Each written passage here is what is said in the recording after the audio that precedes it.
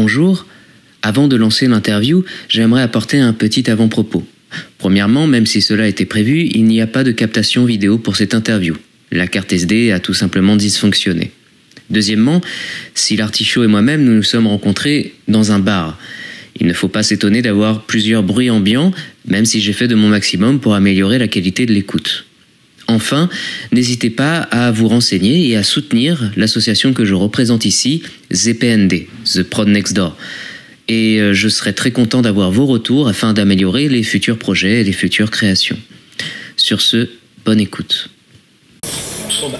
Bonjour Saïlar, Salut. Hyper content de te recevoir du coup pour cette première chronique de ZPND qui, jusqu'à preuve du contraire, va s'appeler le dénicheur. Donc la particularité c'est que moi je vais essayer de trouver des talents qui sont près de chez moi et ça tombe bien.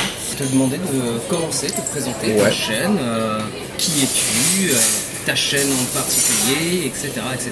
Ok, bah moi c'est Saïlar Artichaut, du coup Saïlar, ça fait depuis 2011 que je fais des vidéos sur YouTube. J'ai commencé avec du jeu vidéo parce que mon but c'était de créer du contenu, sauf qu'à l'époque la seule chose que j'avais à portée de main c'était un ordinateur et des jeux vidéo.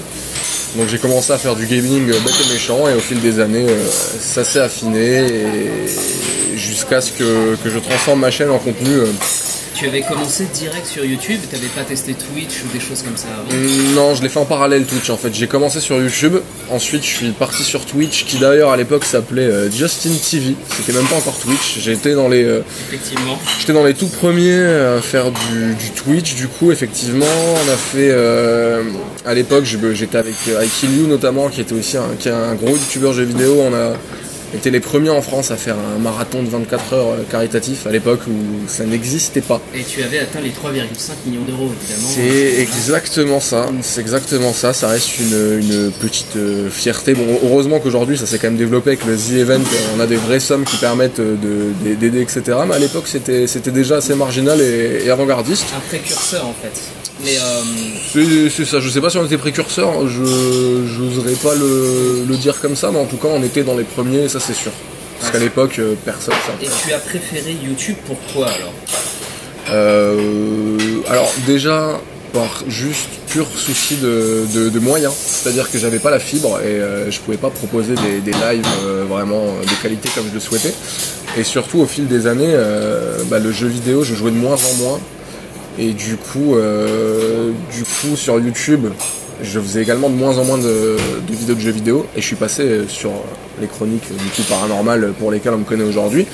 Ce qui fait que sur Twitch, je voulais pas me forcer en fait à continuer du Twitch parce que pour moi c'était vraiment du pur divertissement et on rigolait. Et à partir du moment où je me force à faire des lives, c'était plaisir était parti déjà. Voilà, exactement. Je compte revenir sur Twitch à l'occasion, mais quand j'aurai vraiment une émission mensuelle ou bimensuelle, mais bien préparée, mais c'est pas encore à l'ordre du jour. Et que tu vas trouver une espèce d'équilibre. Exactement. En tout cas, les jeux vidéo, je me mets de côté parce que j'avais préparé quelques questions là-dessus. Ok. Je reviens juste, je vais un peu me concentrer sur toi, mais le paranormal, donc c'est ce qui va définir vraiment principalement ta chaîne YouTube actuellement. Ouais.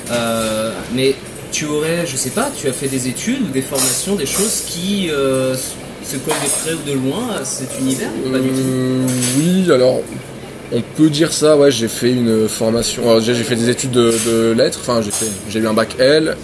Depuis que je suis petit, je lis pas mal, j'écris beaucoup surtout, et du coup naturellement je me suis orienté vers un bachelor en scénario. J'ai fait une école de cinéma, spécialisation scénario. Et en fait, justement, je voulais que YouTube, que mon contenu en ligne reflète en fait mon métier, en tout cas mes aspirations à côté. Et du coup, c'est pour ça qu'effectivement, on va dire, mon contenu YouTube c'est très écrit, c'est très scripté, il y a beaucoup de recherches. Je pense qu'effectivement, j'ai eu des outils et certaines clés d'application dans ma formation que je réutilise sur YouTube et inversement. Je pense que YouTube nourrit mon boulot aujourd'hui. Et mon boulot me permet aussi de faire des ponts avec YouTube en fait. Je voulais vraiment créer un jeu de miroir pour que ce soit cohérent quoi. Tu t'es tout de suite lancé dans les médias sur internet ou tu as essayé justement après ces études en scénario etc de te faire des fictions, à essayer de démarcher quelque part ou... En fait ça s'est fait assez naturellement, si tu veux l'an dernier vraiment j'ai un peu sauté le pas, j'ai participé à festival qui s'appelle le Festival de Valence, qui est le plus gros festival de scénaristes en Europe. Et j'avais un projet de série télé qui a été retenu, je faisais partie des 5 projets en compétition. Je suis venu, j'étais le petit jeune à 24 ans, tout le monde avait minimum 30 ans, donc on regardait un peu c'est qui ce petit jeune avec son projet de série. Donc ça m'a permis un peu de me faire remarquer et d'avoir un agence qui aujourd'hui me facilite un peu les choses quand même pour bosser en cinéma et en télé, mais sinon non, principalement j'étais parti du fait que ma notoriété, mon portfolio s'est construit grâce au web et qu'il fallait que je développe vraiment le web parce que c'est là que j'allais pouvoir m'exprimer. Je reviendrai sur le scénario après, mais avant que tu me coupes, ou si j'ai mal compris, le scénario et la mini-série a déjà été réalisé ou c'est quelque chose qui est encore sous le coude Non, c'est encore sous le coude et c'est très difficile, c'est un projet très difficile à vendre. Bah, après on va pas rentrer dans les gros détails, mais en gros c'est un 52 minutes et c'est une série, et quand t'es un jeune auteur ou t'es un petit jeune, tu peux peut-être vendre ton projet, mais personne te fera confiance pour investir 1 ou 2 millions d'euros dans un projet quand t'as 25 ans, quoi. Enfin, ça peut arriver, mais c'est rare. Je te souhaite, avec un crowdfunding ou quelque chose comme ça, je te le souhaite vraiment. Bah merci. En tout cas, oui. Et juste dernière question, pour l'instant, quand tu es là, on va se reconcentrer sur YouTube, en tout cas sur ton contenu YouTube. Quand tu fais tes vidéos, là par contre, tu es tout seul, quoi. Je suis tout seul, je suis dans ma chambre la plupart du temps. Il m'arrive de tourner à l'extérieur, mais c'est rare parce que c'est beaucoup plus d'organisation. En général, je suis tout seul. De l'écriture jusqu'au montage, jusqu'à la diffusion, je suis tout seul. Voilà. Alors, on va passer justement plus précisément à ta chaîne YouTube et ce qui est un petit peu autour. Moi, inutile de te dire que même si je suis pas le plus grand des fans, c'est clair que ta chaîne, maintenant, je commence à la suivre depuis un petit moment. Ouais. Et j'ai commencé à m'intéresser à tout plein de sujets. Donc, pour présenter, en tout cas d'un point de vue extérieur, ta chaîne c'est du sujet paranormal le plus souvent, donc fantômes, les esprits, les extraterrestres, même les serial killers. Ça se diversifie de plus en plus en fait. Justement, parce qu'on commence à trouver du thriller en fait un petit peu. Ouais, c'est ça, ouais. Et justement, moi la première question que j'avais c'est est-ce que quand tu décides d'écrire une vidéo, tu as des formats précis où tu dis ça, ce sujet-là il m'intéresse et je vais voir ce que j'en fais? Alors j'ai testé c'est une bonne question, j'avais testé les formats il y a 2 ans à peu près, où je voulais vraiment pas m'enfermer, mais je me disais tiens, tel sujet ça va être 1 minute 30, c'est la petite histoire d'horreur, tel sujet ça va être ovni, tel sujet... Et au final déjà je me suis rendu compte que ça semait peut-être plus la confusion qu'autre chose pour le spectateur, le fait d'avoir plusieurs formats différents, et au final même pour moi je me dis, je voyais pas vraiment ce que ça apportait de vraiment faire des formats par catégorie. Donc maintenant je fonctionne plus du tout comme ça. En gros maintenant dès que je tombe sur un sujet, il faut vraiment qui m'interpelle moi déjà, que je me dise tiens c'est bizarre, c'est curieux, c'est intéressant comme sujet, j'ai envie de savoir, d'aller creuser en fait, de savoir qu'est-ce qui s'est passé, est-ce qu'il y a du mensonge, est-ce que l'histoire a été transformée par telle ou telle personne à l'époque, est-ce que tel et tel média a modifié la chose. Maintenant ça se fait vraiment comme ça quoi. C'est quand j'ai un coup de cœur sur un sujet que je me dis tiens ça peut... C'est ce que j'ai vu parce que moi qui utilise pas mal YouTube, petit moment qui n'a rien à voir, mais j'utilise beaucoup YouTube sur PS4. Quand j'avais envie de rechercher des vidéos, il y a des millions de playlists. Est-ce que tu vas continuer à les alimenter? Maintenant c'est des playlists un peu fourre-tout en fait. Dans Paranormal ça devient un peu fourre-tout. Ça prend beaucoup de temps peut-être. En fait faudrait juste que je les réorganise quoi, parce qu'il y a quand même de temps en temps des fictions audio et j'aspire à faire de la fiction tout court, j'espère d'ici l'année prochaine. Du coup c'est quand même bien de catégoriser, de montrer qu'il y a plein de choses sur la chaîne, mais il faut quand même que ce soit organisé quoi, faut pas que ce soit un espèce de fourre-tout. Je reprends et c'est sûr aussi, du coup ta ligne éditoriale, tu me l'as devancé sur le fait que maintenant tu as un petit kiff et tu vas aller dedans. C'est ça, en fait, si tu veux je te coupe, excuse-moi, mais plus globalement maintenant je me définis surtout comme quelqu'un un narrateur d'histoires étranges en fait, ou extraordinaires, avec quand même toujours une emphase mise sur l'horreur ou le contenu un peu sordide ou un petit peu obscur on va dire quand même, plus que mystère. Génial en général c'est plutôt du mystère, ce genre de mystère là qui est un petit peu sordide, mais effectivement c'est plus juste du paranormal parce que déjà ça cloisonne trop. Très souvent, les histoires finissent par se répéter, et aussi, à force de me renseigner là-dessus, je me suis beaucoup renseigné sur tout ce qui est mécanisme psychologique. Et à part si je tombe vraiment sur des enquêtes ou des affaires très très très étranges, c'est souvent les mêmes ressorts qui reviennent, et j'ai pas envie de me répéter, quoi, tout simplement. Ça m'intéresse pas de faire 10 fois la même histoire avec quelques variations différentes, quoi. Fondamentalement, une histoire de fantôme, c'est souvent les mêmes choses qui reviennent très souvent, quoi. Du coup, c'est ce que j'allais te demander. Maintenant, tu choisis ton sujet. Avant, peut-être que tu avais pas les mêmes intérêts qu'avant. C'est-à-dire que par exemple, là, je prends en sujet la dernière qui était sur l'anesthésiste fou, ouais. Que j'ai vu en tout cas. Et comment est-ce que tu as connu ce sujet-là? C'est un truc que tu connaissais déjà d'avant et tu as dit ah tiens c'est vrai, il faudrait que je m'y mette dessus, ou tu as lu quelque chose quelque part? Comment est-ce que tu trouves tes sujets? J'étais tombé, alors pour celui-là j'avais fait un peu de recherche pour le coup. Je cherchais vraiment des espèces de faits divers assez insolites dont la plupart des gens n'ont pas entendu parler, et j'étais tombé justement sur cette histoire de l'espèce de figure fantomatique finalement qui attaquerait les gens avec du gaz la nuit, qui viendrait semer la terreur dans les banlieues, etc. Et je me suis dit tiens c'est marrant en creusant, parce que quand j'ai vu la thématique du délire collectif justement, je me suis dit tiens c'est vraiment intéressant, parce qu'il y a une dimension sociale à prendre en compte, et c'est surtout ça en fait, c'est au-delà juste du fait de raconter une histoire, j'essaie de raconter des histoires où en plus on peut en apprendre plus sur le fonctionnement des fois des mécanismes psychologiques de notre cerveau, et de se dire ah tiens on peut être complètement floué, on peut être à la fois complètement floué, comme ça peut être vrai, comme ça peut être un mélange des deux, quoi. On a plus de mal à interpréter des choses, et c'est ça en fait qui m'intéresse, c'est qu'on a des nuances, quoi, quand c'est pas juste voilà, là il y a tel mec qui a tué 10 personnes et c'est triste et c'est horrible, tu vois, non mais faut qu'il y ait plus de choses, quoi. Lâcher un like surtout. Voilà, c'est ça. Je vois pas l'intérêt de raconter ce genre de choses si c'est juste pour raconter ok il y a un mec qui a tué 8 personnes, fin de l'histoire, c'est Quand triste. je te lâche sur ça, c'est juste pour savoir quand tu vas le trouver, tu as une méthodologie particulière où tu es là devant ton ordinateur, Google, tu tapes les mots-clés et en fait, les sources, où tu fais attention. Non, en fait ça va vraiment dépendre. Des fois ça dépend vraiment du matériel de base que j'ai. Par exemple, je vais faire un vide-grenier, je vais trouver un livre qui m'intéresse, je vais lire le livre. Dans ce livre, ils vont parler de tel sujet. Je vais me dire, ah c'est mortel, j'ai envie d'en savoir plus. Et soit le livre développe assez le sujet, soit il développe un petit peu, et ensuite derrière, je vais rechercher sur internet, soit dans tout ce qui est bibliographie, soit dans tout ce qui est presse. Mais la presse, faut quand même pas mal aussi s'en méfier. Donc, Ça c'est clair. Et justement, je vais enchaîner sur ça. Donc une secrétaire de l'Alsace m'appelle. Si tu veux décrocher, comme tu veux. Ça c'est des pubs ça. Okay.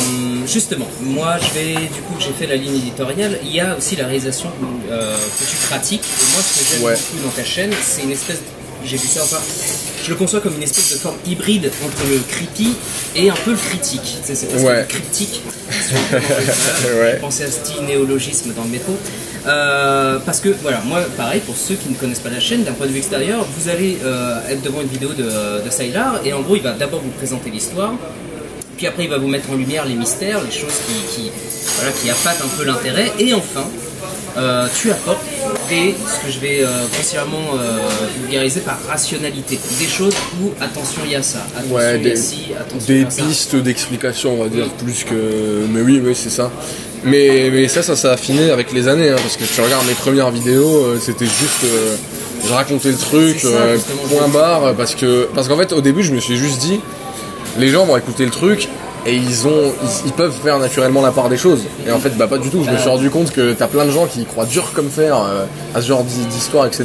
Et c'est là qu'en fait que j'ai pris conscience de l'impact, on va dire, de ce que je raconte, et que je me suis dit et même pour moi en fait après j'ai commencé à me dire tiens faut que j'intègre ça, et faut que je nuance ça, et au final c'est intéressant de l'inclure au script, parce que même moi naturellement je vais essayer de me dire ok il y a telle explication, mais est-ce que même si j'essaie de rester neutre, est-ce que pour moi elle est vraiment valable, et si je trouve vraiment que c'est pas suffisant, je vais essayer de trouver ensuite une autre explication, et en fait ça me pousse encore plus à toujours élargir un peu sur le sujet, donc c'est pas plus mal. C'est une démarche hyper honnête en fait, c'est ça qui me plaît chez toi, chez d'autres. Après je vais parler des autres épisodes en général, mais c'est ça qui me plaît chez toi, c'est qu'on va pas faire du... bon, tant pis si, attention, moment d'énonciation, mais on va pas faire du lama fâché ou je sais pas quoi, on va faire un top des fantômes et prends ton explication à toi-même. Et c'est ça que j'aime beaucoup en fait, c'est qu'on va pas te sortir d'une de tes vidéos en mode oh là là, il y a des pistes de réflexion comme tu as dit justement. Moi je vais pas citer de nom, mais par contre je vais parler crûment et sans langue de bois, très sincèrement, moi le contenu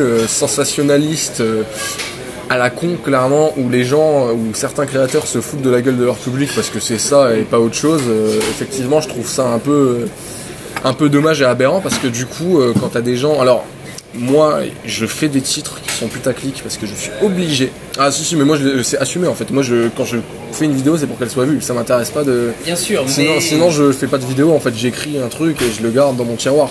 Et le problème en fait, c'est ce que j'ai remarqué, juste pour parler vite fait de ça, c'est que je peux avoir le même titre je peux avoir le même contenu. Si le titre change, si je mets un titre plus neutre, je vais faire beaucoup moins de vues que si j'ai un titre. Ça, c'est vraiment, ça se sent en fait quand t'es vidéaste, ça se sent. Ouais, et il y en a beaucoup qui n'osent toujours pas le faire ou qui ont hésité avant de le faire, dont moi, et au final, ça fait la différence. Donc, à la limite, je fais des putaclic, mais par contre, derrière, la moindre des choses, c'est que je me dis, c'est qu'il faut être honnête avec son public en fait, parce que moi j'aimerais pas qu'on me prenne pour un con, tout simplement. En fait on dit putaclic, mais tu fais de la pub, hein, c'est tout, c'est juste une forme de com comme on le fait partout. Hein, non, c'est ça, c'est pour que et c'est devenu tellement, on est inondé de vidéos aujourd'hui sur c'est YouTube, dur de faire le choix. T'es obligé d'essayer de te différencier comme tu peux, quoi. Justement, on en parlera après aussi de ton côté, si toi aussi tu consommes YouTube, donc on en parlera après justement de ça.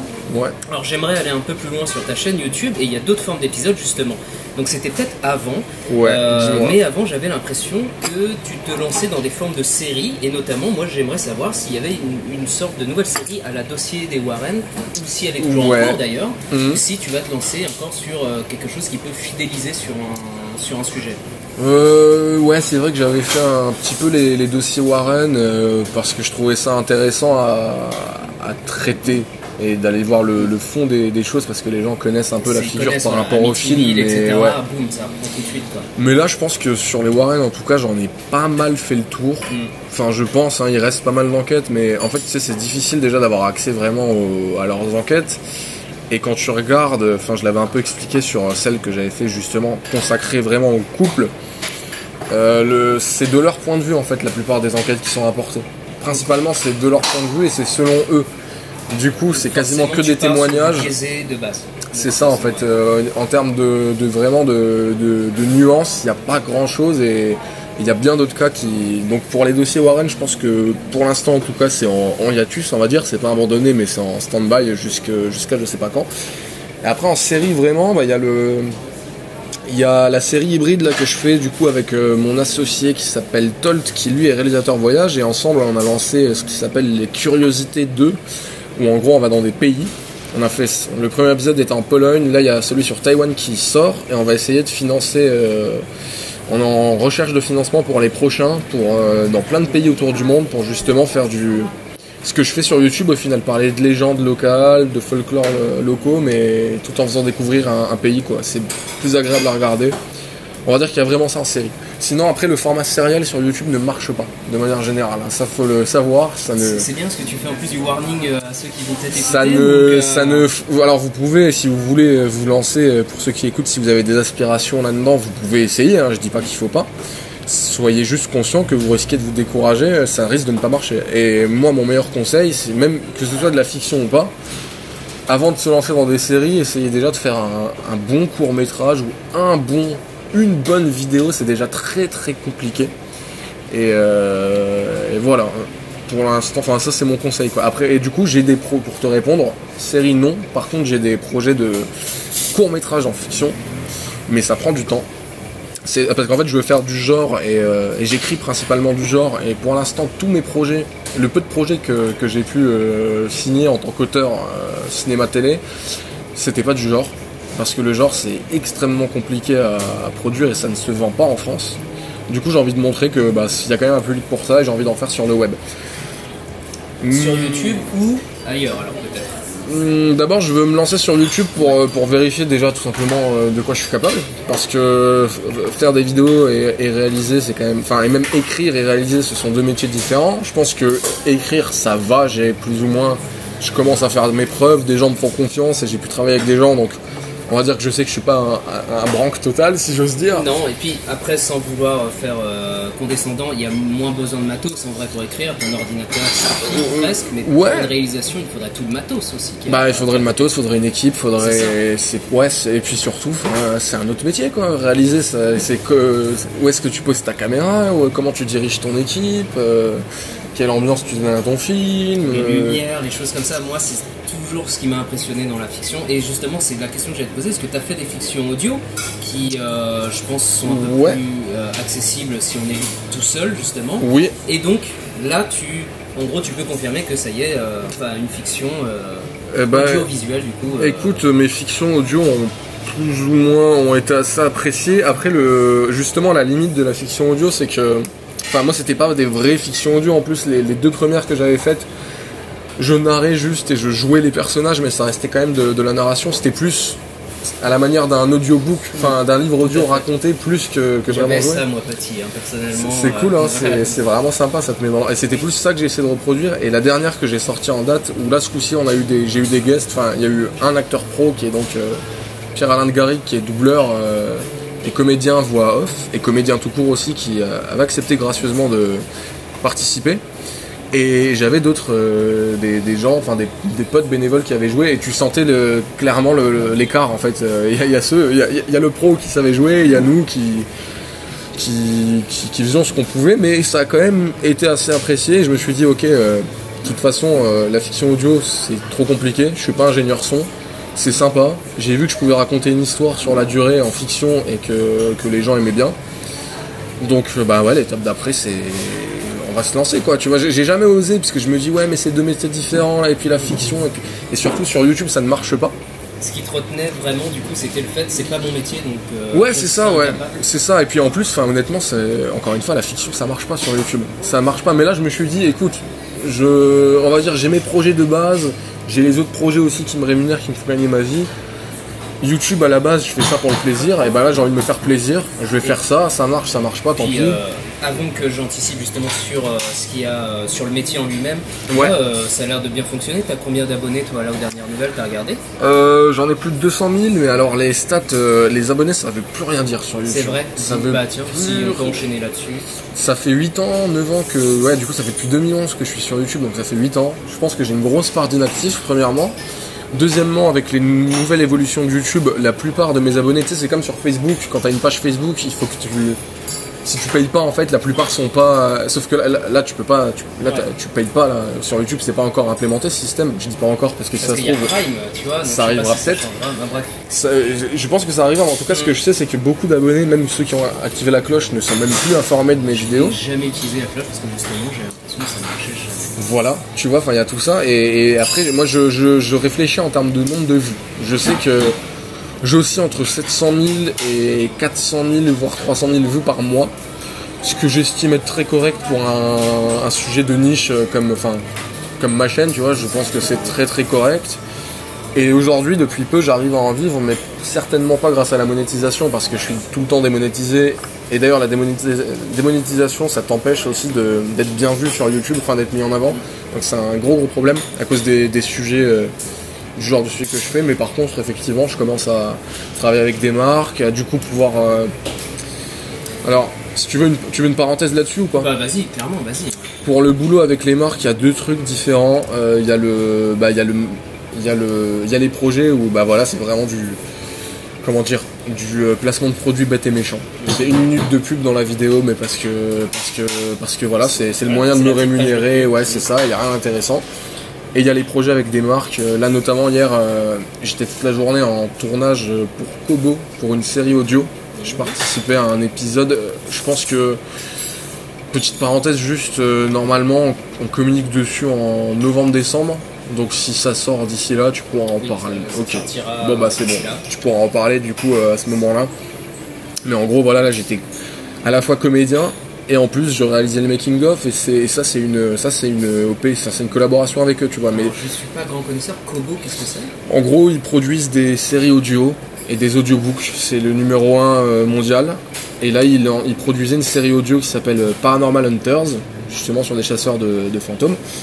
Et je jouais un rôle dedans et c'est juste mortel en fait, parce que ça c'est une vidéo en fait, c'est un projet qui me permet de me payer, de me rémunérer, et aussi de faire une vidéo qui a du sens, quoi. Parce qu'en fait ça permet de montrer les coulisses d'une série audio, comment tu fabriques un épisode, comment les comédiens jouent, et tu te rends compte que c'est exactement pareil qu'un comédien devant la caméra, sauf que c'est audio. Enfin, ça a vraiment du sens en fait, et même par rapport à la thématique de ma chaîne, c'est un truc qui a du... Donc t'as les projets qui ont vraiment du sens et qui sont cool et que je peux financer grâce à ça, et t'as les autres projets où c'est des jeux mobiles, c'est des trucs, c'est de la pub après, voilà, simple, quoi. Il y en a certains, pour dériver un peu là-dessus, il y en a certains maintenant qui me font rire, comme genre du grenier, si toi tu regardes aussi. Ouais, eux tu vois, ils jouent vraiment le truc, ouais. et c'est cool, et ça va avec le propos de leur chaîne, donc ça c'est cool, tu vois. Mais moi par exemple, plus dur, toi.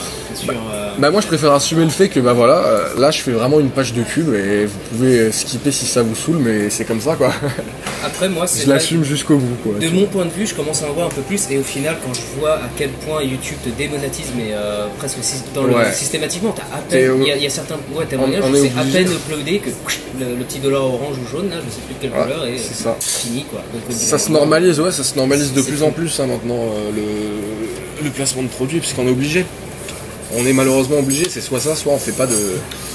Et justement, je vais finir là-dessus sur YouTube et ta chaîne, après on parlera de ton métier en général. Est-ce que pour, on va dire, booster, si tu me comprends, booster un peu plus ta chaîne, etc., est-ce que tu as pensé à refaire ou à faire des collabs? Moi j'en ai une en fait en tête personnellement qui m'a beaucoup plu. C'était celle avec Tronchandier par exemple, parce que ça mixe le paranormal et l'esprit critique.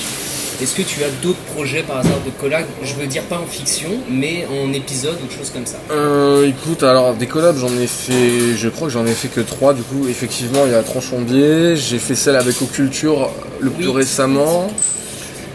Et j'ai fait en dernier, j'avais fait celle avec Pierre Sika, magicien, où on débunkait des vidéos soi-disant paranormales. C'est en discussion, j'étais en discussion avec un hypnotiseur, là on réfléchit à quelle collab on pourrait faire, mais si tu veux je fais pas de la collab pour faire de la collab. D'accord, ça c'était aussi pour savoir la collab pour faire booster, ou la collab parce que justement comme tes sujets c'est un truc qui va te faire kiffer et tu vas dedans. Pour te répondre honnêtement, je suis déjà pas sûr que les collabs permettent vraiment d'avoir des gains de notoriété. Enfin, je suis pas convaincu que ça fonctionne. En tout cas, je me suis jamais posé la question et j'ai pas vraiment l'impression que ça fonctionne vraiment de ouf. Donc c'est pour ça que non, une collab, c'est s'il y a des synergies qui se créent, s'il y a un sujet pertinent et que tous les deux, on va dire, enfin la fusion des deux chaînes apporte vraiment un truc pertinent, quoi. Mais sans réflexion. Je dis pas non. J'aime bien en faire, mais... c'est bien avec toi, c'est que même moi, j'apprends là dans l'interview, il y a plein de choses que je pensais marcher, tu vois, quand on est d'un point de vue extérieur, qui au final, c'était pas si mécanique que ça. En fait, ça marchait à l'époque. En fait, c'est le YouTube, ça évolue tout le temps. Et effectivement, à l'époque, il y a 4-5 ans, tout le monde faisait des collabs et tout le monde faisait... Ouais, parce que ça marchait à l'époque. Maintenant, on est inondé. Et c'est surtout que les gens consomment plus du tout YouTube pareil. Il y a 4-5 ans, c'était quand même majoritairement un public, on va dire, gamer, et c'était plus ou moins tout le temps les mêmes youtubeurs qu'on voyait, qui faisaient plein de collabs entre eux, et tout le monde s'entraînait un petit peu. Maintenant, t'as des youtubeurs, j'en découvre tous les jours, quoi. Avoir 100 000 abonnés, c'est normal maintenant, tu vois. Moi, à l'époque, putain, on galérait quand j'avais franchi le cap des 50 000 avec mes potes, c'était énorme, on était en mode, ouah, le truc de fou. Parce que je crois que le plus gros à l'époque, il devait avoir quoi, 250 000, 300 000, on était comme des fous. C'était déjà Cyprien à cette époque-là. Je crois, t'avais Diablo X9 aussi à l'époque, qui était assez chaud. Ouais. Oui, les vieux souvenirs. Donc ça a changé, tu vois, c'est plus vraiment pareil. Ce qui était vrai avant ne l'est plus du tout maintenant, et ça va tendre vers... YouTube tend à devenir une plateforme de plus en plus professionnalisante, plus que professionnelle, parce que c'est quand même bien galère comme média, comme plateforme. Mais ouais, non, les collabs... Ok, ça, voilà. Ça fait une demi-heure, est-ce que tu veux faire une petite pause avant qu'on enchaîne? Moi je suis bien, je vais boire un petit verre d'eau, sinon ça je va. vais boire un petit verre d'eau aussi parce que ça, mine de rien, en fait, ça avance hyper vite. C'est bon. Ok. Alors, on est reparti, et là j'ai envie de m'intéresser un peu plus au métier général. Ouais. Et j'ai une question toute bête pour l'instant. Est-ce que tu manges à ta faim? Est-ce que je mange à ma faim? Ouais, avec tout ce que tu fais comme activité. Alors, je bosse 7 jours, quasiment 7 jours sur 7, et pour casser directement le cliché du YouTube star, t'en as qui en vivent très très bien. J'ai plein de potes, du coup, youtubeurs qui ça va quoi. Moi, en toute transparence, jusqu'à il y a quelques mois encore, alors que ça fait 8 ans que je fais ça, c'est pour vous dire, hein, ça fait 8 ans que je suis quand même assez névrosé à faire ça, et pour vous dire qu'il faut pas lâcher, faut vraiment pas se décourager. Je vais faire un truc un peu général. Si vous avez un projet en tête, lancez-vous déjà, parce que si vous n'osez même pas vous lancer, dites-vous que même si vous vous lancez, il n'y a aucune raison pour que ça marche en fait. C'est même pas sûr que ça va marcher. Et moi ça a pris, genre pendant 2-3 ans je faisais 100 vues. 100 vues. Et j'étais là, j'étais content, j'étais avec mes 100 vues. Ah c'est cool. Et je continuais de faire mes vidéos tranquille et tout. Et même là, aujourd'hui, alors que bah tu te dis ouais, entre 400 000 et 700 000 vues, ça va, 200 000 abonnés machin. Jusqu'à il y a quelques mois encore, je gagnais difficilement un SMIC, et il y a des fois où c'était ric-rac. Et en fait, c'est le genre de métier où tu vas peut-être faire une OP, où tu vas gagner, je sais pas, je te dis des trucs au pif, hein, genre 2000, 2500 €. Sauf que peut-être que pendant le mois prochain, tu vas rien toucher du tout. Donc faut tout le temps en mettre de côté, faut tout le temps... T'es pas intermittent du spectacle ou, Non, je suis en statut, je suis auteur et auto-entrepreneur. D'accord. Donc en fait, disons que ça va quoi, je mange à ma faim. J'ai de plus en plus de projets, on va dire, je vois des choses arriver, je pense que ça va commencer à bien se développer. Mais après c'est le prix à payer pour son indépendance quoi. Enfin très sincèrement aujourd'hui je peux faire, faut quand même relativiser. Je touche pas des sommes mirobolantes, mais je fais le boulot que j'aime quoi. Je fais ce que je voulais faire depuis que je suis petit.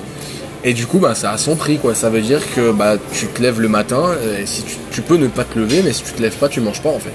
Donc tu te lèves le matin, comme dans tous les tafs en fait, mais sauf que là il n'y a pas de vacances en fait. C'est ça. C'est moins mécanique, c'est-à-dire que moi qui suis plutôt salarié, bon je me lève pas un matin, je me dis bon c'est pas grave, il y a le mois et tout ça. Toi c'est quelque chose que tu vas vivre, peut-être quelque chose qui est inscrit plus quotidiennement peut-être. En fait ouais c'est ça ouais, et puis tu sais ça va être j'ai pas vraiment de vacances quoi. En fait je peux m'autoriser à prendre des vacances si je dis un truc au pif, je sais pas, ce qui arrive quasiment rarement, ce qui est quasiment jamais pardon, si j'ai 3-4 vidéos à l'avance on va dire, et que je viens d'avoir une grosse OP et tout, là je peux me dire allez, je m'autorise peut-être 2 semaines de vacances, sauf que si je m'autorise 2 semaines de vacances, je prends du retard sur quand je reviens, tu vois un peu enfin. L'équilibre que tu as entre ta vie perso et YouTube, est-ce que tu as trouvé un équilibre qui marche bien, ou tu te poses même pas la question peut-être d'ailleurs? C'est-à-dire peut-être qu'en vie perso, il y a certaines personnes qui aiment bien avoir du temps pour être avec leurs proches, ou comme tu dis, des vacances, des choses. Voilà. Toi, le fait de, comme tu as dit juste avant, travailler 7 jours sur 7, c'est un équilibre qui te va, tu te poses pas la question, ou tu te dis, des fois, pourquoi je fais ça En fait, des fois je me dis, oh, il y en a marre et tout. Sauf qu'en même temps, le peu de fois où j'essaye de lever vraiment le pied, je me sens limite coupable de rien faire, quoi. Donc c'est un peu le piège je sais pas, je suis peut-être monomaniaque, mais j'ai besoin de bosser, de faire ça à fond pour... Et tu sais, il y a un truc surtout quand t'es youtubeur, c'est la dictature des statistiques et des commentaires qui n'arrêtent jamais en fait. Tu reçois tout le temps des commentaires, tes stats tu les consultes pas en permanence mais très souvent. On a nos applis sur téléphone, ce qui fait que moi pendant très longtemps, c'est plus le cas maintenant, mais pendant très longtemps mon premier réflexe c'était le matin, j'ouvre mon appli YouTube Studio, je regarde les derniers commentaires, je réponds à quelques commentaires, j'ouvre ma boîte mail, c'est ça aussi, mail pro tout le temps, sur aller voir si tu as eu des mails et tout. C'est comme si tu avais la boîte, enfin l'entreprise autour de chez toi. Ouais, tout le temps dans la tête, tout le temps dans ta poche quoi. Donc après honnêtement moi voilà, je te parle de la réalité du métier, je m'en plains pas du tout. Sincèrement je préfère en fait c'est comme dans tous les jobs en fait. T'as des avantages, t'as des inconvénients. Là les avantages c'est que j'ai une liberté créative totale. Je suis 100% maître de ce que je diffuse et ce que je produis. Et on va dire, encore une fois, voilà, si je décide pendant 3 semaines de rien foutre, je peux ne rien foutre, mais bon, après, je peux en prendre qu'à moi-même si derrière j'ai des soucis financiers, je ne sais quoi, tu vois. Mais en gros, j'ai une liberté totale de ce côté-là, mais effectivement, ça implique un travail quotidien, une organisation, être organisé, parce que évidemment, t'es en relation avec plein de gens, donc il faut avoir le tempérament qu'il faut. Et ouais, faut être motivé, quoi. Faut être résilient, justement, surtout quand on est tout seul, entre guillemets. Il n'y a pas quelqu'un, peut-être le matin, enfin je sais rien, je connais pas ça, c'est pas ce qui m'intéresse dans mon interview en tout cas, mais il n'y a pas peut-être le matin le petit soutien d'un ami qui est comme ça, allez, accroche-toi. Toi, tu arrives de toi-même à dire. Ouais, c'est ça. Tu mènes ta barque, mais après, c'est comme dans tous les, je sais pas, je connais pas les autres métiers d'entrepreneur, mais finalement, vu qu'à côté j'ai écrit aussi, je suis scénariste, c'est pareil en fait. Si j'écris pas mon script, on va dire, il va pas s'écrire tout seul.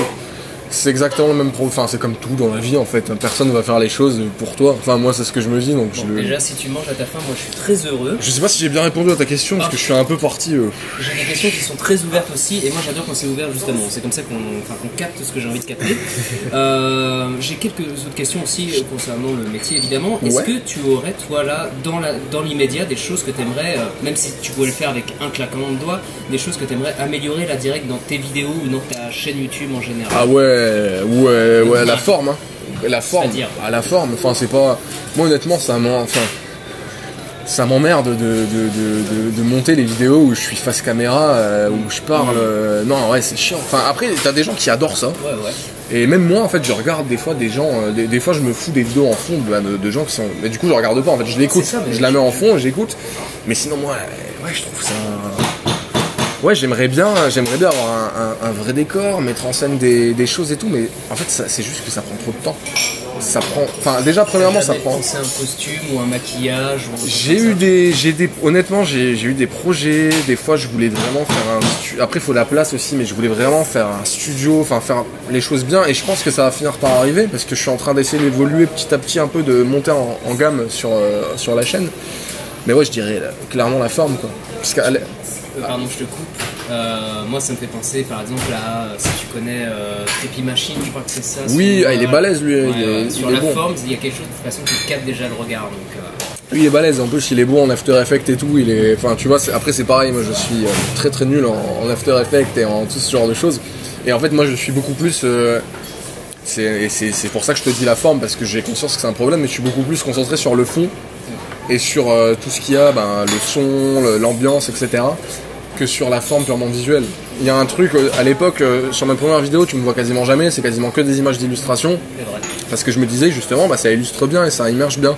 Sauf que j'ai eu des commentaires de gens qui me disaient, ça me prenait beaucoup plus de temps de faire ça que de faire des faces caméra maintenant. Et j'avais des gens qui me disaient, ouais, tu te foules quand même pas beaucoup en mettant des images d'illustration, ça te prend 3 secondes à faire, etc.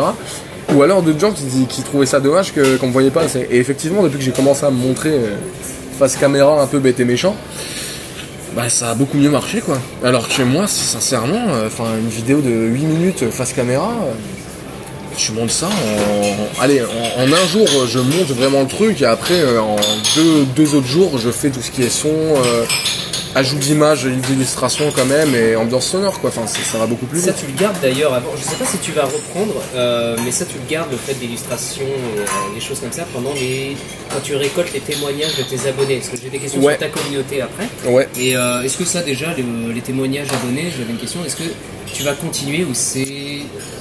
Non, je vais continuer, ouais. Je vais continuer, mais comme tu peux le voir, ils sont beaucoup plus éparses pour pas que ce soit un rendez-vous, pour pas que ce... En fait, en vrai, je pourrais en faire un par mois, mais je sais pas, je me dis c'est plutôt un tous les 2-3 mois, parce que c'est bien, ça laisse assez d'attente et ça évite de trop répéter les choses, quoi. Parce que c'est des témoignages, donc c'est difficile de trouver un témoignage qui est intéressant, qui fait pas trop faux, parce que fondamentalement, je sais pas s'ils disent la vérité ou pas. Et où il y a des nuances à apporter par rapport à ceux qui ont déjà été diffusés. Moi, ce que j'adore en tout cas dans les témoignages, c'est tu dis tiens, ça nous permet d'observer que ça c'est une histoire qui se répète souvent, que je l'ai souvent, des choses comme ça. Ouais. Donc c'est pas mal peut-être parce que je me dis, mais avec, bon, comme tu as dit, les abonnés ça ne dit pas grand-chose, mais si tu as 200 000 témoignages à lire, enfin, c'est impossible. J'avais commencé à compiler sur un tableau les occurrences qui revenaient dans les témoignages, genre, combien de personnes avaient vu, hallucinations auditives, visuelles, combien de personnes entendaient des bruits de pas, combien de personnes entendaient qu'on les appelle, etc. Sauf qu'effectivement c'était beaucoup trop long, quoi. C'était beaucoup trop long. Mais par contre, je continue quand même de les lire et d'essayer de les traiter au mieux. En fait. Et justement, sur ta communauté, est-ce que tu en as, déjà, je peux dire, tu as une communauté. Est-ce que tu peux la ressentir? Beaucoup plus avant, beaucoup moins maintenant, parce que YouTube, encore une fois, YouTube a beaucoup évolué, même tout ce qui est interface, communication avec les abonnés, etc. Avant, je dirais que l'espace commentaire et les interactions étaient beaucoup plus présentes.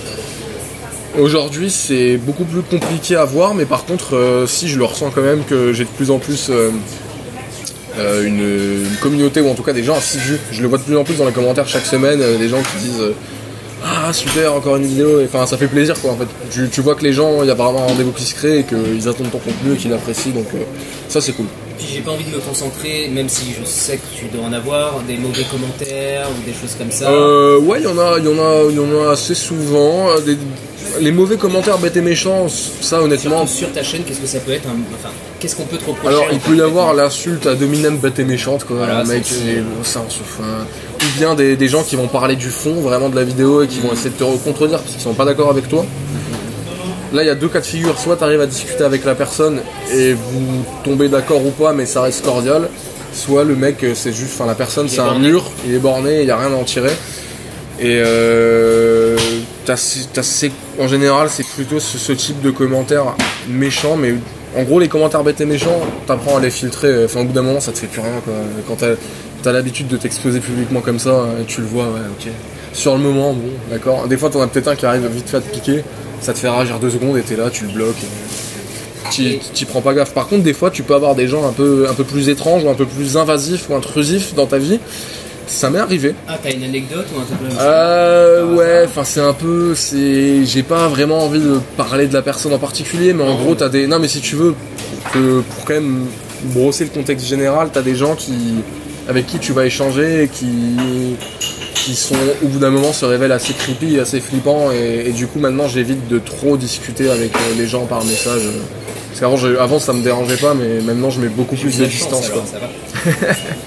Alors juste ça par contre peut-être que YouTube te le dit encore, tu sais quel genre oui de visionneurs tu as, des jeunes, des vieux C'est une moyenne de 18, 25, 25, 35, c'est plus des âgés que des jeunes, étrangement. Plus des mecs ou des femmes? Je pense qu'il y a une majorité de mecs, mais pas signifiant. Ouais, je pourrais pas te dire, ça fait longtemps que j'ai pas vraiment regardé ça, je dirais que c'est du 65-35 quoi. Non, 75, ouais, non, c'est 65-35. 65 hommes, je pense, 35 femmes à peu près, je crois. Et en fait, du coup, plutôt 25, etc. Pas les petits. Hein. Pas les jeunes, mais il y en a quand même, je pense aussi des jeunes, mais moins, ou alors ils sont connectés au compte de leurs parents, je sais pas. C'est pas bête ça. C'est possible aussi. Pensé, ouais. Ah, c'est possible. Et avec la communauté, est-ce que tu as déjà envisagé, ou peut-être que tu l'as déjà fait et que je ne sais pas, mais faire des espèces d'events, ou même, pourquoi pas, construire un forum sur internet si tu avais déjà, passé par là, ou des choses comme ça? Pas spécialement, j'avais ouvert un Discord vite fait, mais au final, je n'ai pas plus alimenté que ça, honnêtement. Et sinon, non, pour l'instant, il n'y a pas de... Peut-être quand je ferai des conventions. Et des festivals, c'est possible.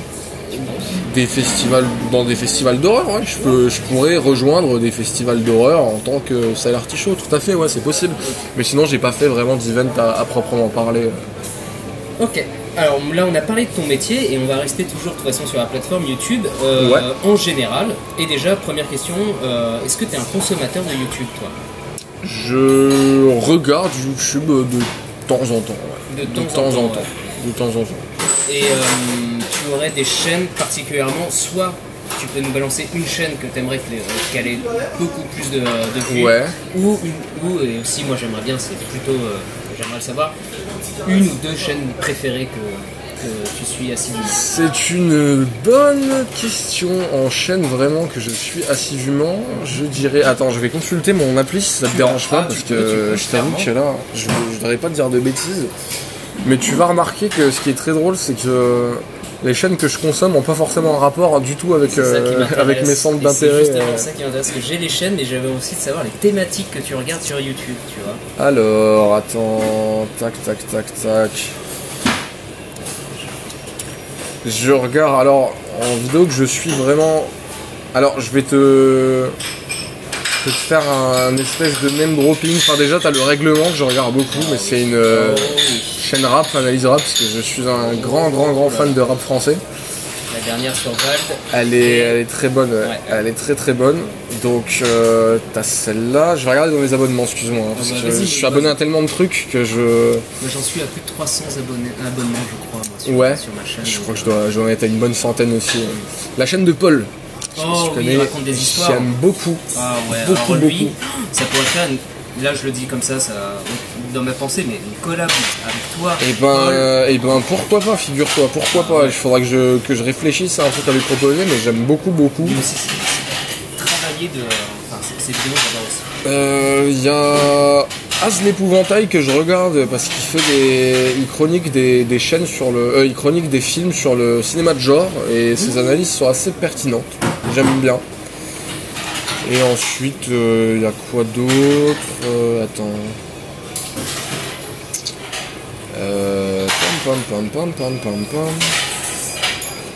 Je dirais qu'en principal, c'est sûrement ces 3 chaînes-là. Après, il m'arrive de me perdre des fois. Tu sais, en général, quand je suis sur YouTube, c'est que j'ai rien à regarder, que je suis avec mon plat, j'ai envie de me poser, de regarder un truc, donc des fois je me laisse clairement happer par le titre en fait. En général, des vidéos, ils arrivent à me happer. Donc c'est surtout ça, je crois. Parce que là, enchaîne vraiment en rendez-vous. Je te dirais ces 3-là, quand il y a des vidéos qui sortent. Et encore. Il y en a peut-être, si tu as envie de soutenir une chaîne, là je te laisse faire un petit. Même des copains ou des choses comme ça. Un big up? Bah écoute, en big up évidemment, les collègues. Ah non, il y a Chechouné aussi que je regarde. Chechouné que je regarde. Il y en a 2 que je connais pas. Tout le temps. Il est très drôle. Il est très drôle lui aussi. Après en big up, en chaîne à soutenir, écoute, je vais évidemment te citer les collègues, donc Occulture dans un premier temps. Feldup qui fait très bonnes vidéos, ça fait longtemps aussi lui, alors il est assez jeune mais il est bourré de talent, et il fait pas mal de reviews sur tout ce qui est thread un peu horreur. Il a plus direct ça aussi, hein. Ouais. Des threads, ça marche très bien. Ça marche bien, hein. Et puis bon voilà, le Bizarreum, elle vulgarise la mort, c'est une super chaîne. Bizarreum, excellente chaîne. Et bah après les classiques, hein, Creepy Machine, tous les collègues quoi, globalement qui font un peu le même type de contenu que je fais, c'est la famille quoi. Je continue de défiler depuis tout à l'heure sur mes abonnements, je me dis je suis quand même abonné à plein de trucs au final. Ouais. Après je regarde beaucoup d'anglophones, parce que là je t'ai cité des francophones, mais c'est surtout parce que je regarde énormément d'anglophones, hein. Je regarde Captain Desillusion, t'as BuzzFeed qui fait un truc qui s'appelle History Unsolved, qui est un petit peu comme pas comme ce que je fais, mais on va dire qui est sur les mêmes thématiques que ce que je fais sur des mystères, des affaires non résolues, ce genre de trucs. Mais du coup je regarde beaucoup plus les anglais en fait. T'as un bon niveau d'anglais du coup? Je suis bilingue, ouais. Enfin, je dis pas totalement bilingue à 100%, mais je parle anglais. C'est justement la barrière que j'aimerais franchir, c'est de pouvoir me poser devant des vidéos YouTube en anglais. Ouais, c'est le truc. Et ben, c'est en regardant, je pense, plus tu vas regarder, plus ça va venir, quoi. Mais je suis très content. Bon, si, quand on parlait de la plateforme, mais je suis très content. Je sais pas si tu peux, en tout cas, me dire si c'est vrai, mais j'ai l'impression que la francophonie est vraiment pas mal sur YouTube, quoi. J'ai l'impression qu'on a pas mal de chaînes, etc., que par rapport peut-être à d'autres pays. C'est une bonne question, hein, parce qu'en vrai, en Espagne, c'est bien populaire aussi. Ouais. En Allemagne aussi, en Russie aussi. Non, en fait, non. Alors, c'est parce que je suis peut-être franco-centré. Je connais pas les stats après. Après, ce qui est sûr, c'est que tu sais, t'as des. En fait, je pense qu'il faut voir, pour voir l'importance de YouTube, il faut voir où est-ce qu'il y a des YouTube Space. T'en as un à Paris, effectivement, là. T'en as un en Belgique, je crois, je suis même pas sûr. T'en as un au Japon. T'en as un en Angleterre, à Londres. T'en as un évidemment aux États-Unis.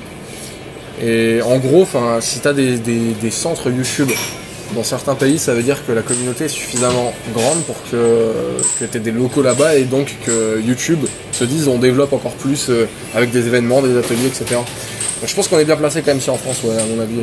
C'est parce que, en tout cas, la majorité des sujets que moi me passionnent, j'arrive à le retrouver chez un YouTuber français. Je suis très très content. Quoi. Ah mais surtout tout ce qui est vulgarisation et tout, t'as des chaînes pour tout maintenant, c'est mortel, hein. C'est génial. C'est génial. Est-ce que tu utilises les autres médias du genre Instagram ou Snap avec ta chaîne? Je veux dire, est-ce que des fois tu t'es dit je vais me faire des formats Snap ou Instagram? Alors, Snap, honnêtement, je trouve que c'est mal foutu. Non, j'ai essayé Snapchat, mais j'ai déinstallé, je trouve ça très très mal fait. Donc, ce qui est dommage parce que du coup, je me prive peut-être d'une partie de communication, mais bon, voilà. Facebook, très sincèrement, je continue d'alimenter vite fait ma page, mais c'est sur le déclin, c'est chiant. Et Instagram, je m'y suis mis il y a 1 an, et j'ai vraiment envie de développer Instagram. J'essaye de faire des teasers que pour Instagram, et je suis en train de réfléchir à des formats très courts, juste pour Instagram, mais c'est en préparation. Pareil, ce sera pas avant 2020, parce que là, la fin d'année est très chargée déjà pour la chaîne. Donc, mais non, évidemment, Instagram... c'est une plateforme que j'utilise beaucoup, sur laquelle j'ai découvert beaucoup d'artistes, principalement des digital artistes, donc des peintres, ce genre de choses. Je me demande si c'était pas ça, la base Instagram d'ailleurs. Moi je sais pas, je l'ai utilisé il y a très peu de temps aussi. Ouais, pareil, je pourrais pas te répondre, mais en tout cas, non, ouais, Instagram, c'est vraiment une plateforme que j'aimerais bien développer. Surtout que, ne serait-ce en fait que pour pas mettre entre guillemets tous tes œufs dans le même panier, quoi. Si demain ma chaîne se fait supprimer, je perds tout, alors que si je suis présent sur plusieurs canaux, ça me permet aussi de pas être 100% dépendant de YouTube, quoi. Et est-ce que tu serais... ça te motiverait de passer d'utiliser des médias plus traditionnels comme la télé, la radio, même des journaux, je pensais, si t'écris? J'ai déjà été chroniqué, encore récemment, pour ma vidéo sur Louviers, j'ai été chroniqué dans la Dépêche de Normandie. J'ai déjà fait Fun Radio, j'ai déjà fait le Move pour des spéciales Halloween. Moi, je suis pas du tout contre avoir une chronique, parce que j'ai déjà écouté, j'aime beaucoup les On de la raconte. À l'époque, j'écoutais beaucoup, comment il s'appelle, Pierre Bellemare, qui le repose en paix, j'aimais beaucoup. Oui. J'aimais beaucoup. Une façon de raconter en plus. C'est ça. Et même t'as des chroniques, encore une fois, On de la raconte et tout, c'est des chroniques que j'écoute de temps en temps, rarement, mais de temps en temps en radio. Et la radio, c'est un format qui se prête très bien, on va dire, à ce que je fais, donc je suis pas contre. Moins télé quand même, je suis pas... Parce que encore une fois, j'ai commencé à me montrer en vidéo par pure utilité. Mais en soi, ce que je fais peut largement se passer de mise en image, on va dire. Donc non, ça me dérangerait pas, des chroniques radio. En tout cas, je pensais pas forcément aux médias de masse, mais à des médias un peu plus traditionnels. Comme après la presse écrite, honnêtement, c'est pareil. Si un jour quelqu'un me dit ça te dirait de chroniquer telle rubrique et tout, je dis pas non, mais fondamentalement je l'ai jamais fait et je sais pas trop quelle plus-value je pourrais apporter, quoi. Mais je suis pas contre. Après, par contre, en bouquin peut-être. En bouquin, c'est pas impossible que en 2020 que je me penche vraiment sur du peut-être pas du livre d'investigation, mais quelque chose qui s'en rapprocherait. Ce que j'adore avec toi, c'est que depuis tout à l'heure, donc ça fait déjà 1 heure, tu anticipes à chaque fois les questions que je vais te poser. C'est super. Et justement, je voulais qu'on commence à conclure, parce que ça fait 1 heure, mine de rien, on commence à être fatigué. Et on va un peu plus passer sur ta vie personnelle, j'ai pas envie de rentrer dans les détails, mais justement, on va enchaîner avec les livres, et je me demandais si déjà tu lisais, tu regardais des films, tu étais plutôt musique, etc. Ouais. On commence par les livres. Du coup, tu me l'as dit tout à l'heure, toi tu es un lecteur. D'ailleurs, j'ai commencé à beaucoup plus écrire qu'à lire. Je suis un lecteur, mais sur le tard en fait. C'est surtout l'école qui m'a éveillé, on va dire, au goût de la lecture. Et ensuite, j'ai appris par moi-même à lire ce qui m'intéressait. J'ai découvert Lovecraft, j'ai découvert Asimov, King. Je suis pas un grand, j'aime bien, mais je suis pas fan. Mais j'aime bien. Il a des bonnes histoires, mais c'est sympa, mais je suis pas fan. Mais c'est très cool quand même. Mais j'ai découvert un petit peu tous ces trucs-là. Mais aujourd'hui, en tout cas, je lis beaucoup plus d'essais, de non-fiction, parce que justement, ça nourrit un petit peu les thématiques de ma chaîne, en fait, tout simplement. Là, les dernières lectures, pour te donner un exemple, pour vraiment que tu te rendes compte que c'est pas du tout de la fiction, j'ai lu quoi? J'ai lu le dernier Snowden, là, ses mémoires, je suis en train de les lire, c'est toujours pas fini. Oui, mais clairement pas dans... Ok, stylé. Et puis sinon, c'est des trucs genre sur les religions dans l'Empire romain, enfin c'est des trucs vraiment qui peuvent un peu me donner des pistes, me dire ah tiens c'est cool, ça ferait un bon sujet, etc. Mais la fiction, j'en lis quasiment plus. Pour la lecture en tout cas. Voilà. Mais en tout cas, t'aimerais écrire, et pourquoi pas, on sait pas, peut-être 2020 du coup, te lancer, je sais pas, dans peut-être une espèce de recueil ou quelque chose comme ça. J'ai déjà publié un roman l'an dernier. Ouais. D'accord. Bleu Méthylène, c'est un roman fantastique que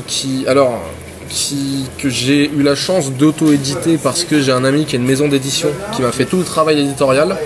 Et j'ai une amie qui est illustratrice qui m'a fait tout le travail d'illustration, ce qui m'a permis en fait d'avoir un travail de maison d'édition, un vrai travail de mise en page, de correction, etc. Et d'en plus garder tous les droits. Donc il s'est vendu à 2000 exemplaires je crois. On va dire son titre. Bleu Méthylène.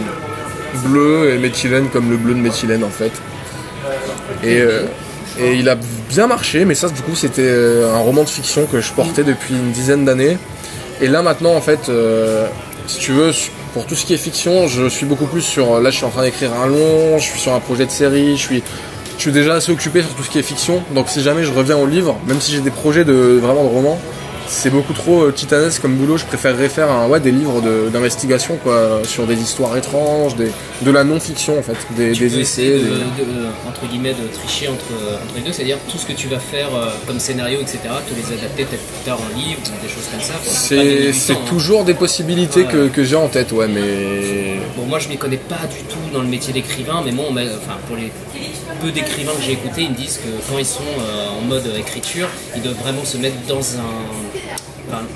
un mode de vie ou dans une ambiance, et ça prend du temps ça prend indéterminé en plus. Tu sais même pas quand est-ce que tu vas y arriver quoi. C'est ça, tu peux te forcer à écrire mais en général il faut quand même te discipliner pour écrire parce que mine de rien si tu t'y mets pas t'écriras pas. Mais effectivement ouais c'est colossal et assez fastidieux comme travail. Pour les petites questions qui sont un peu simples, est-ce que tu es plutôt film ou série ou des choses, enfin même si tu fréquentes le cinéma ou plutôt t'es un regardeur de Netflix? Les deux. Franchement les deux. Là en ce moment je suis sur Mr. Robot la dernière saison. Et il y a la nouvelle série Watchmen qui commence aussi, mais en fait si tu veux vu que je suis scénariste à côté, je suis obligé de faire de la veille. C'est-à-dire que je suis obligé de regarder tout ce qui sort, ou en tout cas tout ce qui m'intéresse, pour continuer de voir dans tel film il y a ça, c'est intéressant, ou dans tel truc. Et au cinéma là, le dernier film que j'ai vu c'était Joker quoi, donc, Qu'est-ce que tu en as pensé? Et j'ai été agréablement surpris, c'est très bien écrit. D'habitude j'aime pas trop les films de super-héros, super méchants, c'est pas trop ma came. Et en fait c'est un film extrêmement réaliste. Et déjà Joaquin Phoenix il est incroyable, c'est un acteur que j'admire beaucoup. Je vous conseille d'ailleurs pour moi son meilleur rôle dans A Beautiful Day. Ça s'appelle You Were Never Really Here en original, et ouais c'est A Beautiful Day en normal, en français, où il joue le rôle d'un espèce de vétéran tueur à gages qui va devoir protéger la fille d'un politicien dans une sombre histoire de trafic sexuel. Il est assez dur le film. Sa performance est incroyable, mais non, Joker assez exemplaire en termes de narration, il est très riche. Et je pense qu'il peut à la fois parler à ceux qui aiment le comics et la figure de Joker qu'à tous les autres qui connaissent pas du tout l'univers. Non, c'est clair, c'est qu'il peut être rattaché sans que tu aies besoin de dire ah oui c'est vrai, alors Joker c'est Batman, etc. Il n'y a pas de problème. En tout cas moi je l'ai apprécié aussi comme ça. Tu l'as vu, ouais, il est je l'ai bien. vu aussi il n'y a pas longtemps, effectivement. Il a le mérite de pas tomber dans des clichés ou dans des travers très faciles surtout. Et surtout chez DC avec les derniers films qu'ils ont fait. Ouais, c'était pas gagné. Si c'était pour retrouver un Joker comme dans Suicide Squad, etc. Donc là, non. Mais j'ai eu une confiance, moi, dès les premiers trucs. De toute façon, j'ai légèrement confiance là où ça gueule. Mais là, pour le coup, j'avais une bonne confiance. Donc, film, série et musique, peut-être. Je suis un grand fan, du coup, de rock progressif et de rap français, les trucs qui n'ont rien à voir. Rock progressif parce que c'est vraiment mon aspiration, et le rap français c'est mon grand frère qui m'a initié, et depuis je fais un mélange des deux, quoi. Je te demande au moins un groupe de progressif parce que j'adore ça, et un rappeur. Alors un groupe de progressif, je te dirais Porcupine Tree, de l'idée par Steven Wilson, qui aujourd'hui Steven Wilson est un gros nom de la musique anglaise.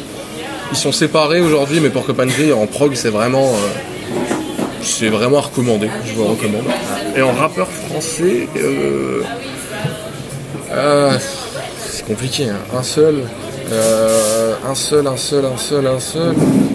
moins que tu sois plus rap anglophone aussi. Hein. Oh non, je suis vraiment beaucoup plus rap français. Mais j'ai réfléchi en fait, parce que t'as le rap français qui t'ambiance, et t'as le rap français un peu plus. C'est vrai, mais c'est comme je t'ai dit, un groupe de prog c'est hyper difficile. Moi personnellement j'aurais cité Mogwai. C'est vrai. Que j'ai découvert avec la série The Revenant, d'ailleurs. Donc voilà. Mais en rap français c'est difficile. Je sais pas, enfin j'ai pas envie de te citer les grands classiques genre IAM et tout. Aujourd'hui je dirais en new school vraiment de rap français. Y a... Enfin, parmi tous, ça savez pas que c'est ton préféré, mais... En ce moment je dirais Zamdan, c'est un petit nouveau. Ouais, je le connais pas. Ouais, c'est un petit nouveau, il commence à sortir pas mal de projets, il est intéressant à la fois sur la forme et sur le fond. C'est pas mal, et en plus j'ai déjà vu sur scène, il est assez cool. Voilà. Parfait. Ça, je vais zapper parce que j'ai envie de terminer ça parce que ça commence à faire beaucoup. Ouais. Alors, le dernier point que je voulais sur cette interview, c'est de se concentrer sur le paranormal parce qu'on est là pour ça aussi à la base. Ouais. Et j'avais envie de savoir si déjà toi-même tu avais vécu une expérience paranormale. Et oui, alors. C'est compliqué en fait quand j'étais jeune. Disons que quand j'étais jeune, je pense que j'avais l'impression d'être sensible à pas mal de choses, mais peut-être juste que j'avais une imagination très fertile. En vrai, j'en sais rien. Et en grandissant, j'ai complètement rejeté ça en bloc. Je pouvais regarder que des films réalistes, et en fait, une fois que j'ai commencé à être adolescent, je suis revenu à tout ce qui est horreur, tout ce qui est fantastique, et du coup paranormal, ouais, c'est ça, ouais. Et depuis, ça m'a plus quitté. Donc ça, c'est un peu pour le contexte psychologique. Et du coup, aujourd'hui, en tout cas, à l'heure actuelle, j'ai vécu des choses étranges. Notamment ce que j'ai vécu avec le culture, ça reste un truc très bizarre. Je l'ai plus en tête, mais il faut que je la revoie. En fait, on était à l'observatoire Camille Flammarion pendant 5 heures, on a testé tout plein de trucs, il s'est rien passé. Et au bout d'un moment, il y a un espèce de détecteur, une espèce de K2 qui faisait de la lumière et qui nous indiquait des données de température et de longueur d'onde, on va dire, qui s'est mis à se déclencher. En fait, pendant 15 minutes, on dirait vraiment qu'on parlait à quelque chose. Sauf que, ça reste un outil, on n'a rien vu léviter devant nous, on n'a rien vu de vraiment inexplicable, donc c'est une chose très bizarre, mais je dirais pas que c'était paranormal, mais en tout cas, ça m'a rendu très dubitatif, et on n'a pas vraiment d'explication officielle jusqu'à aujourd'hui. Et sinon, avec le spiritisme, il m'est arrivé quelques trucs assez étranges, mais pareil, j'ai jamais vu de verre léviter sans raison, donc on va dire qu'il s'est passé des choses étranges. Ça a écrit une fois « Peux-tu me voir ?» alors qu'on était 5, et c'était le moment le plus flippant de ma vie, parce qu'on n'osait pas relever la tête. On se disait, imagine, on lève la tête et on voit un truc, et même si on voit rien, en fait déjà de base c'est flippant, mais imagine juste... T'avais quel âge à ce moment-là? C'était il y a 2-3 ans, je crois. C'est assez récent, ouais, c'est assez récent. Et il y a vraiment ce moment où on se regarde tous, on lève juste à peine assez la tête pour qu'on se voit tous dans les yeux, et on se regarde tous en cercle, et on n'ose pas relever davantage la tête pour vérifier la pièce. Évidemment, après on l'a fait, il n'y a rien eu, mais j'ai très mal dormi. Je pense que c'est la seule fois de ma vie où j'ai dormi avec les lumières allumées, et où j'ai vraiment quasiment pas dormi de la nuit. Donc, bizarre, mais j'ai jamais rien vécu d'extraordinaire, entre guillemets, où le truc il me dit ça y est, c'est bon, j'ai la preuve. Bah voilà, je reste prudent en fait, je dirais pas que c'était paranormal, parce qu'il y aura toujours une explication en fait. Et c'était la question, est-ce que la question est volontairement biaisée, il n'y a pas une bonne réponse, mais est-ce que tu qualifierais plus de, comme j'appellerais les tenants, ceux qui pensent vraiment fermement, ou plutôt un sceptique? Je me qualifierais comme quelqu'un de curieux et ouvert d'esprit. C'est-à-dire que si quelqu'un demain se présente devant moi et me dit je peux parler aux fantômes et je peux te montrer qu'ils existent, je vais pas lui dire, je vais pas être dans la démarche moi j'y crois pas, et du coup je vais te faire comprendre pourquoi t'es dans l'erreur. Je vais faire d'accord, bah vas-y montre-moi. Et si sa démonstration est convaincante, je vais vouloir comprendre pourquoi c'est convaincant. et essayer de creuser et essayer de voir justement s'il est vraiment, on va dire, s'il a des dons ou pas. Mais sinon, voilà, j'ai une démarche de curieux, quoi. Je suis évidemment que je vais être sceptique, je vais être prudent en fait. Je vais pas vraiment être sceptique, je vais être prudent, mais je suis quand même à l'écoute et. Tu connais la chaîne Hygiène Mentale? Tout à fait. Justement, j'allais te demander, est-ce que tu as un filtre, comme il dit, lui parle de filtre pour pas prendre tout et non plus ne pas tout rejeter tout de bloc? J'essaye, après tu sais, on est tous biaisés à différents niveaux. Hein. Évidemment, mais t'as conscience qu'il y a les biais, qu'il y a les choses comme ça. J'essaye au maximum de rationaliser les choses, on va dire. Mais ça m'empêche pas de vite être curieux ou de peut-être vite m'enflammer parce que ça fait partie de mon tempérament aussi, quoi. Mais... Et c'est ce qui m'a séduit de toute façon, c'est ce que j'avais cru retranscrire de toute façon quand je regardais tes vidéos. J'étais face à quelqu'un qui, et ben mine de rien, va pas te balancer ça parce qu'il croit que c'est vrai, donc voilà, ça c'est ce que c'est ce que j'avais beaucoup aimé dans ta chaîne. Et là j'ai les 3 dernières questions. Je trouve un peu on va commencer par celle-là d'ailleurs. Est-ce que tu as des peurs ou des phobies justement? Quand j'étais petit, j'avais peur du noir. J'avais peur de marcher dans un couloir ou dans des pièces seul. J'avais pas mal de petites peurs primaires en fait, très enfantines. Mais je pense que c'est des peurs qu'on avait tous à différents degrés. Mais moi, c'était vraiment des choses qui me terrorisaient. Hein. Je dormais très très mal. Ou alors je courais. Mais vraiment, je courais à chaque fois. Je courais. À l'époque, je vivais dans un appart où il y avait un espèce de grand couloir pour aller aux toilettes, le classique. Évidemment. Je tapais des sprints comme un fou furieux. Et sinon, après, en phobie. Non, pas. Même pas un vertige ou quelque chose comme ça. Si, j'ai le vertige. Ouais, non, si, t'as raison. Si, ouais. Mais vraiment au point où ça me paralyse. J'ai une anecdote de tournage quand j'étais à Zagreb. Il y a une espèce de grande tour sur laquelle tu peux monter. Et tu sais, c'est une espèce de tour avec un espèce de sol, je sais pas comment ça s'appelle, mais c'est un espèce de sol grillagé avec des trous où en gros tu vois le vide sous tes pieds.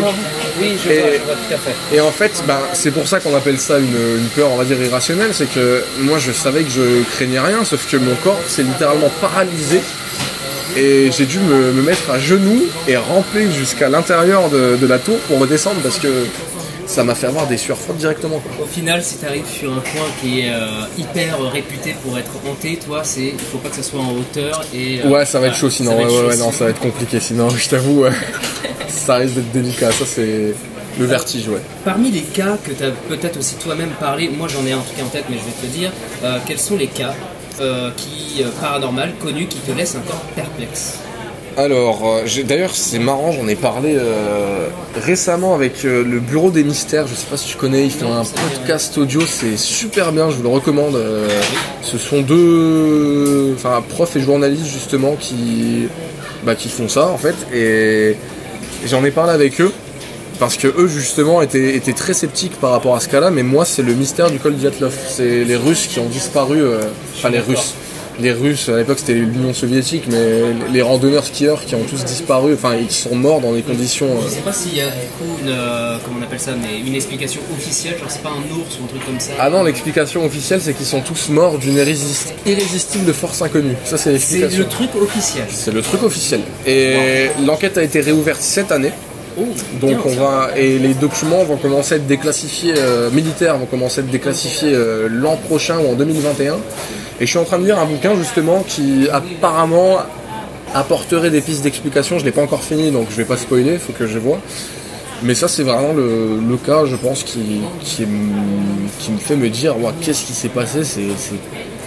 Moi j'en avais un en tête, je l'ai plus, mais tu vas me le redire. Ça c'était l'étudiante asiatique. Elisa Lam. Ouais. Celle-ci, ça me paraît vraiment bizarre. Ça, c'est étrange, mais je me dis, il me semble qu'elle avait déjà des problèmes psy, et c'est pas impossible qu'elle ait eu un comportement. Je suis sur des mauvaises données, mais on m'a dit que là où on l'a retrouvée, c'était quelque chose qui. Normalement, c'était scellé, normalement, normalement, mais. Tu sais, la vidéo, je l'ai faite à l'époque, et c'était l'époque où j'étais un peu moins regardant sur tout ce qui est source et tout. C'est pas impossible on ait rapporté ça, mais ouais, non, c'est pas impossible du tout, quoi. Mais Elisa Lam est très étrange aussi, effectivement. En fait, c'est aussi ce qui est étrange parce qu'on a les images, surtout quand elle flippe. Oui, tu la vois vraiment paniquer, ouais. Tu la vois toute seule paniquer, ouais, ça fait film d'horreur, ouais. Et la dernière question, voilà, on ouvre l'imaginaire et quels sont les cas par contre que tu aimerais vrai, c'est-à-dire ou même des cas ou même des choses qui sont paranormales. Pour te donner un petit exemple, moi ce que j'aimerais voir un jour de ma vie, c'est un véritable zombie. voir comme on l'a dans les films ou dans Walking Dead, tu vois. Ok. Est-ce que toi, il y a des trucs où tu dis, ah, j'aimerais vraiment que ce soit vrai, des fantômes, des esprits ou des extraterrestres? Je pense que, et en plus parce que c'est, enfin, comment dire, c'est peut-être dans tout ce qui est imaginaire paranormal, c'est peut-être la chose qui pourrait être plus probable dans notre génération, enfin qu'on pourra avoir le temps de vivre, ce serait un contact extraterrestre, le premier contact extraterrestre. J'adorerais pouvoir le vivre. Tout ce que ça ouvrirait comme perspective, à part s'ils ont une arme spatiale et qu'ils viennent nous dégommer la tronche, là c'est chaud.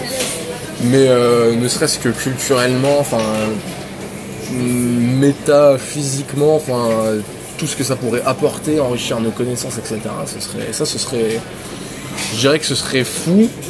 Et jusqu'à preuve du contraire, on sait pas si on est seul ou pas dans l'univers, et me semble-t-il qu'il y a plus de chances qu'on soit pas seul qu'autre chose. Après, est-ce que ce sera une vie intelligente comme nous on la connaît ou pas, on sait pas. Mais en tout cas, il y a toujours une possibilité que dans l'univers, il y ait d'autres espèces évoluées. Pour moi, ce serait plutôt ça, quoi. Tu l'as vu le spectacle d'Alexandre Astier, je suppose? Oui. L'exoconférence. Ouais, alors j'ai préféré d'ailleurs que Ma Joie demeure, parce que l'exoconférence, elle est cool, mais je l'ai trouvé un peu trop sceptique, sceptique, méchant. En même temps, c'est un spectacle, donc c'était pas le but, mais ne serait-ce que sur le premier cas, je crois qu'il prenait en exemple sur le couple qui avait vu, qui disait avoir vu un vaisseau, etc. Il avait pris pas mal de raccourcis en fait par rapport entre guillemets au cas, et ça m'avait un peu moins plu. Mais c'est un chouette spectacle. Ouais, c'est sûr que c'était pas du tout la même chose que Ma Joie demeure pour le coup. C'était pas le même parti pris aussi, quoi. Mais lui, il fait quand même état à un moment dans le spectacle d'un cas qui lui apparemment le trouvait. Alors je sais pas lequel c'est, mais qui le trouve perplexe, enfin qui le laisse perplexe, c'est le fait. Je crois que c'était justement ces soldats américains et soviétiques qui ont vu apparemment tous quelque chose, une espèce de ovni au vaisseau. Oui, et je sais plus c'est quel cas ça. Je sais plus non plus. Je sais que ça le fait travailler en tout cas là-dessus. Mais oui, après je pense que Alexandre Astier, je le connais pas, mais bon, si t'écoutes l'émission, big up à Alexandre, je pense que c'est un sceptique plus qu'un... Ouais, après il est très très bon, il a des... Parce que moi je suis pas de formation scientifique, donc il y a énormément de connaissances que je n'ai pas sur la physique, l'astrophysique, tous ces trucs-là, donc ouais, forcément il est un peu plus rationnel, on va dire, forcément que moi. Mais ouais, non, ce serait ça, premier contact extraterrestre, que j'adorerais vivre de mon vivant en tout cas. Sailor, moi en tout cas j'ai fait le tour des questions que je voulais te poser, mais toi est-ce que tu as des choses que tu aimerais rajouter, des choses que j'aurais zappées évidemment ou autres? Bah écoute, non, si ce n'est dire que voilà, après toutes ces années sur YouTube, j'ai quand même pour ambition, on va dire, de m'améliorer, du coup d'essayer de proposer des vidéos de meilleure qualité, mais également de peut-être proposer des lives, de vraiment développer, on va dire, l'imaginaire paranormal sur le web, donc je vais essayer de faire ça, donc n'hésitez pas à acheter un œil, quoi, tout simplement. C'est vraiment tout le bonheur qu'on te souhaite, en tout cas Sailor. C'était superbe expérience, vraiment pour moi. Un bel échange, bah merci de m'avoir invité, c'est cool d'avoir pu parler d'un peu tout ça. C'était très large, mais c'est cool. Oui, très large, mais bon, en tout cas j'ai pu capter pas mal de choses, on en est à presque 1h15 d'interview. Ah, j'ai bien radoté. C'est exactement ce que je voulais dire, tant mieux. Et ben merci beaucoup Sailor, et puis une prochaine, j'espère. Merci à toi et à une prochaine, pourquoi pas.